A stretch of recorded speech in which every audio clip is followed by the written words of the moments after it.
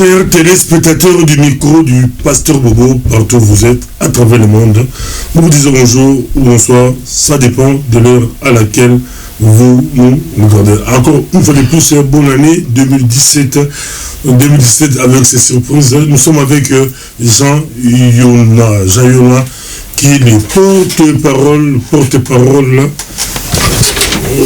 du groupe Les Amis de Félix Tshisekedi. Bonjour Jean Yona. Bonjour Pasteur Bobo, merci beaucoup pour la parole, pour votre micro qui nous est tendu aujourd'hui, les amis de Félix Tshisekedi.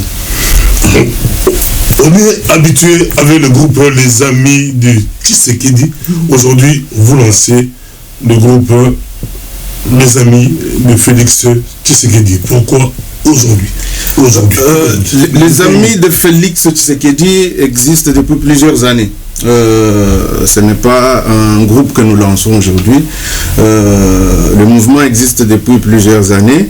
Aujourd'hui, au vu de l'actualité politique qui se passe dans notre pays, nous avons préféré passer chez vous, parler, commenter l'actualité. Mais c'est un groupe qui existe depuis plusieurs années. Ce n'est pas un nouveau groupe, les Amis de Félix Tshisekedi. Parce que d'autres diront Félix Tshisekedi à la porte de la primature, et de l'autre côté on voit Sergio des Amis. Non, nous existons depuis longtemps. Ceux qui peuvent faire des recherches sur Facebook vont voir, on a une page sur Facebook qui existe depuis un moment. C'est un groupe qui existe depuis longtemps. Ce n'est pas un groupe qu'on vient de créer en fait. Dans votre passif, il y a quoi? Dans le passif, on a souvent organisé des réunions avec Félix Tshisekedi. Le but, en fait, c'est-à-dire, laissez-moi juste le temps d'expliquer c'est quoi d'abord la dynamique des Amis de Félix Tshisekedi. C'est un mouvement citoyen, c'est-à-dire un mouvement ouvert à tous, sans discrimination aucune. Ce groupe a pour objectif de soutenir l'action ou le combat politique de M. Félix Tshisekedi. Comme vous le savez, nous estimons que Félix Tshisekedi fait partie de rares hommes politiques fiables dans notre pays. Vous savez que notre pays a un grand problème. Le problème de notre pays, c'est que nous avons une classe politique qui n'est pas digne de ces noms. La plupart des politiciens que nous avons aujourd'hui font de la politique tout simplement pour leurs propres intérêts. Mais nous avons décelé beaucoup plus tôt, beaucoup de gens découvrent Félix Tshisekedi aujourd'hui, mais nous avons décelé beaucoup plus tôt qu'en lui un homme fiable, quelqu'un qui aimait le Congo, quelqu'un qui aimait le peuple, qui était capable de faire des sacrifices, de donner de sa personne pour le bien-être des Congolais. C'est pourquoi depuis quelques années on avait décidé de créer ce mouvement autour de lui afin de soutenir son action et surtout le mettre en contact avec la population, créer une interaction entre lui et le peuple, c'est-à-dire le peuple de la base, les gens de la base. On a des gens que via notre groupe qui lui parlent, qu'est-ce qu'on peut faire, comment, et c'est ça le but du groupe, soutenir son action politique et essayer de dimensionner et de l'exporter un peu partout dans tous les coins de notre pays et dans le monde. C'est le but, c'est pourquoi on a créé ce groupe. Quand M. Etienne Tshisekedi Omulumba était malade, donc on voit déjà Félix Tshisekedi à la présidence. Il était présidentiable. Aujourd'hui, le ramener à la primature, c'est pas le rabaisser? Non, ce n'est pas du tout les rabaisser, comme je viens de dire que Félix... Par rapport à ses ambitions? Les ambitions, je crois... Félix Tshisekedi, d'abord, pour ceux qui ne le connaissent pas, c'est un homme humble, quelqu'un qui ne veut pas briller les étapes. Félix Tshisekedi est capable de sacrifices pour le bien-être des Congolais. Et aujourd'hui, nous sommes dans une situation grave, une situation très très très difficile, où le pouvoir en place, comme tout le monde le sait, n'a pas voulu organiser les élections, s'accrocher au pouvoir.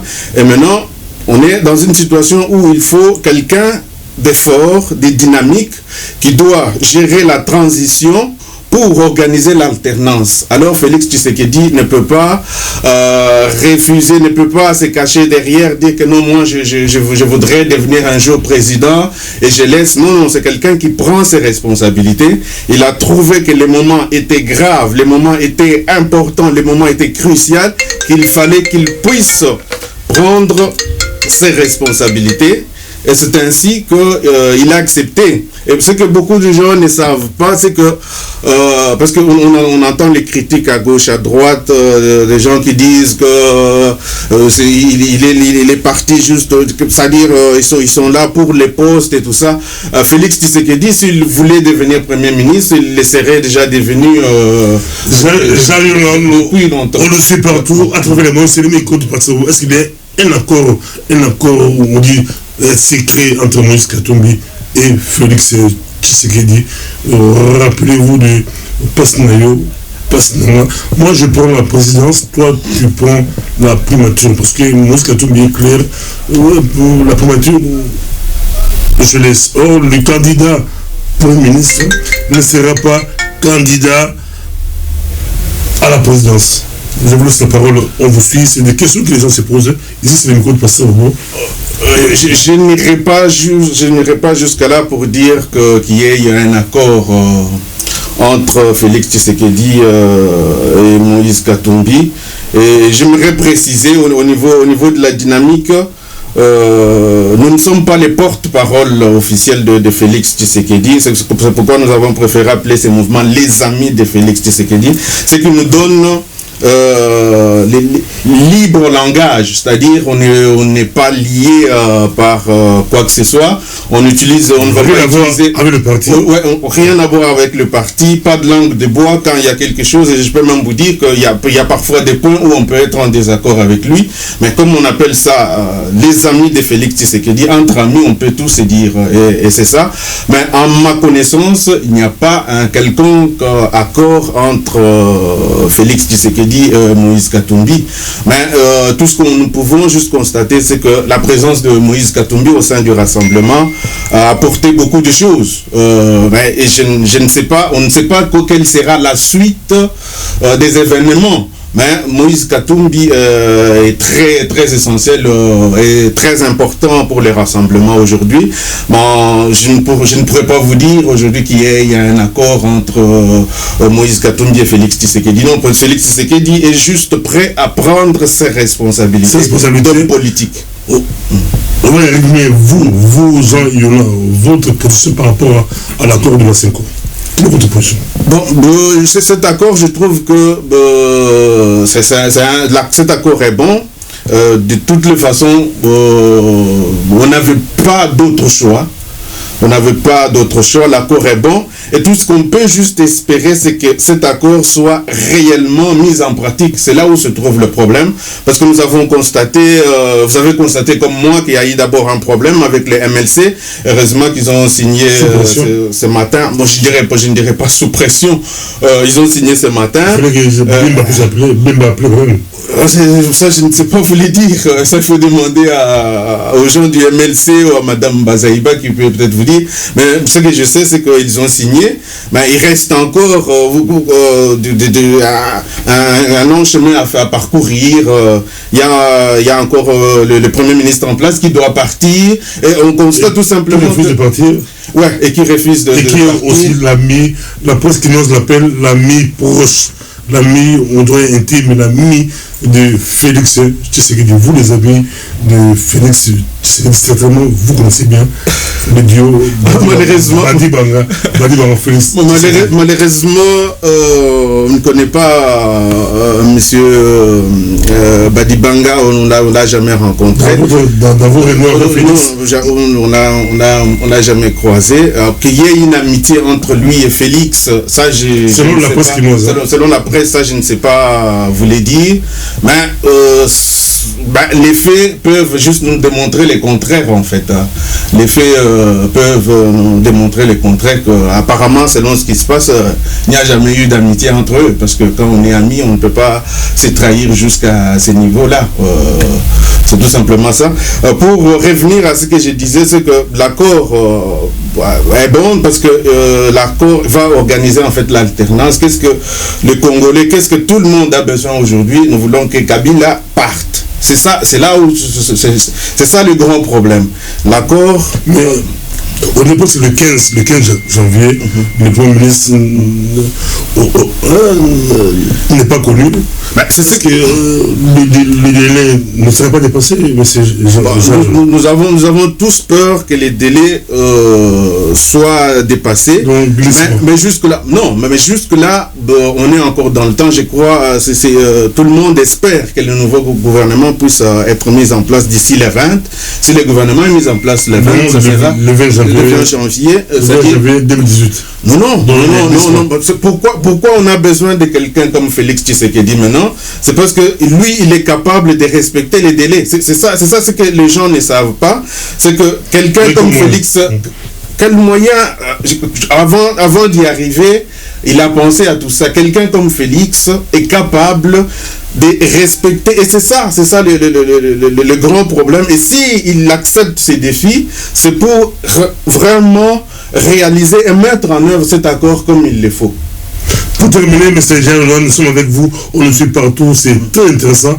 M. Jean, on dit porte-parole des amis de Tshisekedi. Félix Tshisekedi. Félix Tshisekedi, Jean, il parle très bien. Laurent Désiré Kabila aussi était porte-parole, vous le savez. Ouais. C'est le micro de Pasteur Bobo, Jean Yola. Une question, que répondez-vous à tous les détracteurs, tous ceux qui disent que si le père, papa et le président du comité de suivi, son fils ne peut pas être donc ça sera difficile que l'autre contrôle, l'autre gère, ça serait un peu compliqué.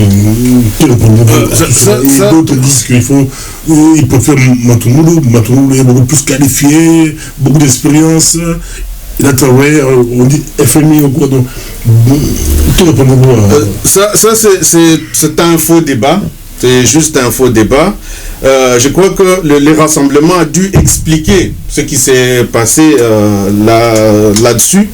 Le rassemblement a choisi le président Etienne Tshisekedi pour son expérience, pour l'image, pour ce qu'il représente, pour son combat, pour piloter ces comités de suivi. Et de l'autre côté, c'est l'UDPS qui devait choisir. Les rassemblements a donné cette mission à l'UDPS pour proposer un premier ministre. C'est-à-dire les gens ne doivent pas faire la confusion entre Félix Tshisekedi et Etienne Tshisekedi. Félix Tshisekedi est bien sûr le fils d'Etienne Tshisekedi, mais ce sont deux hommes politiques. Tout à fait, à part... deux visions différentes. Ils ont la même vision, vu qu'ils sont dans l'opposition, mais c'est deux hommes politiques. C'est-à-dire, l'affiliation n'a pas lieu d'être là où ils sont en politique. Et selon plusieurs commentaires, ce serait le président Etienne Tshisekedi qui aurait choisi son fils. Cela allait causer un problème si le président Etienne Tshisekedi avait choisi l'un de ses fils, Jean-Jacques ou Christian, qui ne sont pas en politique. Ça, c'est vrai que même tout le monde, on n'allait pas être... Mais là, il a... Christian a été à Paris pour négociation. On ne cite pas son nom dans le gouvernement. On ne cite pas. Lui, il n'est pas impliqué dans la vie politique du parti. Et ça allait causer un problème si le président Etienne Tshisekedi aurait choisi un fils. Et là, il y a un problème, il y a ce qu'on appelle un conflit d'intérêts. Mais dans les cas pareils, c'est ce qui se passe. On n'est pas le premier pays où on a ce genre de cas. Aux États-Unis, on a eu les familles Bush. Je crois qu'il y en a encore qui sont en politique aujourd'hui. Oui, Bush, il y en avait un qui était président et l'autre qui était gouverneur. Mais pas dans le gouvernement. Oui, il était gouverneur d'un État et l'autre dirigeait le pays. les frères Kennedy, il y en avait un qui était président et l'autre qui était ministre. Il y a même un cas qui est beaucoup plus semblable de celle-là, c'est en Pologne avec les frères Kaczynski. L'un qui est président et l'autre premier ministre. Et le premier ministre a été proposé par le parti. Et ils ont fait un travail énorme. C'est-à-dire ces deux hommes d'État, l'affiliation n'a rien à voir. Ces deux hommes d'État, il n'y a même pas conflit d'intérêt parce que on écoute le commentaire de certains compatriotes qui disent « Ouais, ce n'est pas un royaume. » Mais ce n'est pas le président Étienne Tshisekedi qui va choisir le premier ministre. Le premier ministre, je crois, comme vous avez suivi, les rassemblements les gens ont proposé des noms. Il y a des critères, mais ce n'est pas le président Étienne Tshisekedi. Et en plus, au niveau des institutions, il y a l'institution, l'organe exécutif qui est le gouvernement, et le président Étienne Tshisekedi est juste dans un comité de suivi. Il faut que les gens puissent comprendre. L'accord aussi, Jean, l'accord n'est pas aussi trop clair parce que les kabylistes réclament 3 noms, 3 ou 7 noms, qui ne récemment puissent proposer 3 noms. Et si on proposait 3 noms, si on proposait, par exemple, on proposait Félix, on proposait Matoumoulou et on proposait Olivier Kamitatu et que Kabila choisissait Olivier Kamitatu. Ça va se passer comment? Ça sera comment? C'est encore la crise. Non, ce n'est pas à Kabila. Je crois que normalement c'est clair. Oui, mais normalement c'est clair. Je ne crois pas que les rassemblements puissent proposer 3 ou 5 noms au président. C'est un premier ministre. Le président, il est là juste pour signer, mais c'est les rassemblements qui proposent le premier ministre. C'est pas à lui de choisir, en fait. C'est pas à lui de choisir.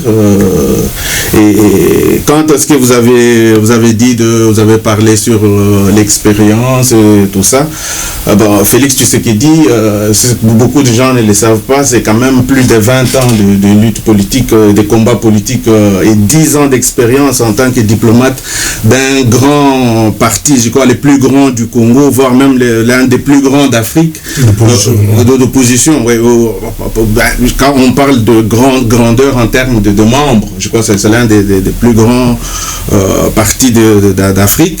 Et pendant ces 10 années d'expérience, il a dit côtoyer les dirigeants des grandes démocraties du monde, là où il a pu s'imprégner d'une expérience, voir comment la gestion, comment tout se passe. En tout cas, on ne peut pas dire qu'il manque d'expérience. Félix Tshisekedi, c'est quelqu'un qui est rodé à la politique, qui a une grande expérience.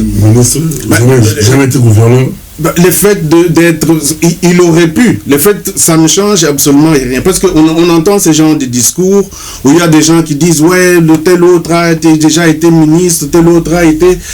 C'est que ça veut être ministre pour quel bilan? Parce qu'il ne suffit pas d'être ministre. Ce n'est pas une expérience. Être ministre pour quel bilan? Nous savons que le Congo, jusqu'aujourd'hui, il y a des décennies que le Congo est en train de s'enfoncer. Et tous ces gens-là, ils ont un bilan négatif. Ça ne sert pas d'être ministre pour avoir enfoncé le Congo, pour avoir détruit le pays. Mais être ministre pour quel bilan? Ça ne veut absolument rien dire. N'importe qui, on sait qu'avec ces genres de gouvernements que nous avons connus au Congo, n'importe qui peut être ministre.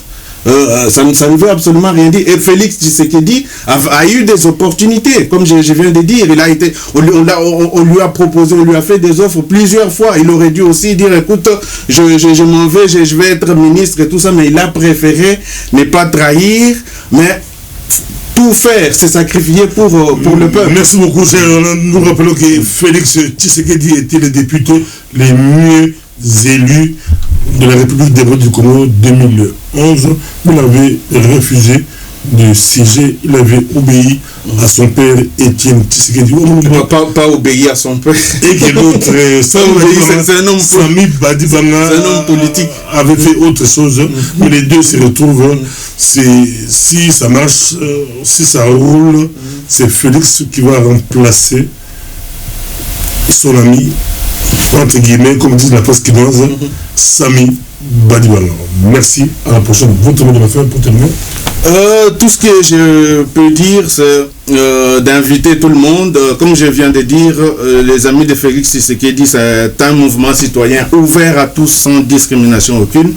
Tout le monde peut adhérer, tout celui qui partage les mêmes idées, tout celui qui veut voir le Congo changer, transformer, tout le monde peut adhérer. Parti. Pour l'instant, nous avons une page Facebook, les amis de Félix Tshisekedi. On trouvera beaucoup de personnes qui créent. Non, comment savoir que ça c'est des faux, ça c'est des vrais. C'est l'unique page pour l'instant. Donc votre photo. Ouais, il y aura ma photo dessus. Monsieur petit malin, pas votre photo. Non, il y a aussi un site internet qui est en création et tout est coordonné. On va imprimer des cartes des membres et tout ça.